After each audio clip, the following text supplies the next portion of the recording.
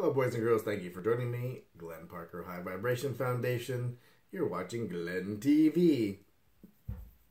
So, even though the show has aired a very long time ago, well, I think it started in 2009, something to that effect, Stargate Atlantis. And I love the whole Stargate franchise, especially Stargate Universe. I was very sad that they didn't continue Stargate Universe. Big sci-fi fan. Had a lot of time travel episodes. Not a lot, but a sufficient amount that it was interesting. A lot of crossover with Stargate between characters from Stargate. You know, they have Samantha Carter and they have Daniel Jackson. They mix all these characters together.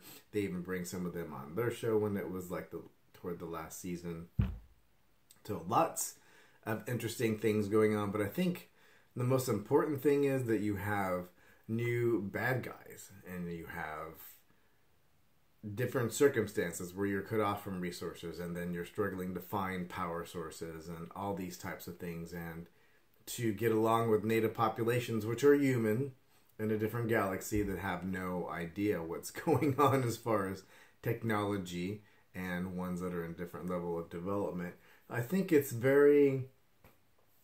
has a lot of insight into what it would be like if that whole story was all strewn out. I love to see the whole, like, all the stories written out and how they intermingle with each other, like timelines and all of that. Because you have to be a genius. You have to have this world made up in your head of how all this works. So you have Stargate and you have all the characters. Now you have Stargate Atlantis, which some of these characters from Stargate are now crossing over to Stargate Atlantis. And then you have, you know, these timelines going on over here. You have people doing things in this galaxy. You have people still doing things on Earth. To keep track of all these other parallel stories and to keep continuity between all this is just insane. Must have a crazy productions crew and staff. And if not mistaken, they do all those in Canada. For a while they were doing them in Toronto, because price-wise, it's cheaper to get actors and actresses, like your core actors and actresses, in those areas, and then to pay for your other actors to live in those areas while you're doing filming and whatnot. And there's also tax credits and all these things. So a lot of that, all these beautiful scenes and forests when you're on other planets or places in Canada for the most part. And, you know, they do go to Vegas here and there. They do go to certain locations, and you can tell, you know, that they're going physically to that location. But for the most part, all these planets, all these places and things are in Canada, eh? And I was... Some of these characters are very old characters, like Samantha Carter. You know, they have 10 years of Stargate. And then they're running some of these in parallel with Stargate Atlantis. But it went for 5 seasons, which is healthy. It actually had exactly the last episode of the 5th season was the 100th episode, which is usually a marker for a show, whether it's successful or not, especially in the industry, is whether it gets 100 or more episodes. And it met 100 episodes. Thought that was another interesting fact. But overall, time travel, bad guys, swapping bodies, aliens, parallel reality jumps, all these types of things, everything that you'd want to see in the sci-fi.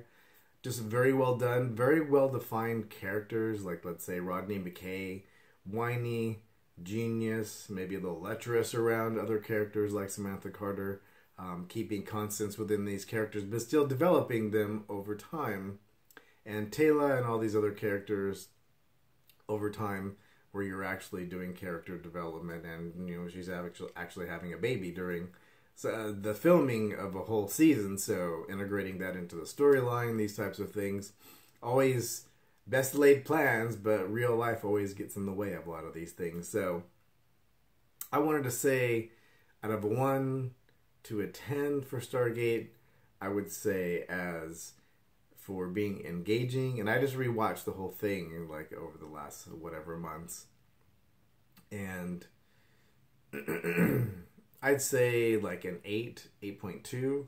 just it's very engaging. They have a lot of crossover. It leaves it open to do a lot of their little like movie shows where they do an hour and a half, 2-hour episode, and they tell more of a story so they can still finish it off. Obviously, it's gone a little far now since the last episode. You might be able to gather some of the characters, but not all of the characters. But I definitely, if you've never watched it and you've watched and enjoyed any of the other Stargate shows, then it definitely is something that you need to watch.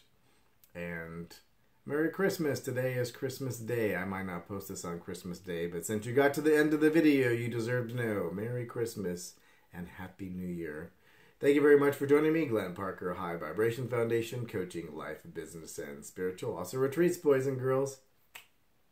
Very important to spend time with like-minded people and share within their vibration and bring it back into your everyday life.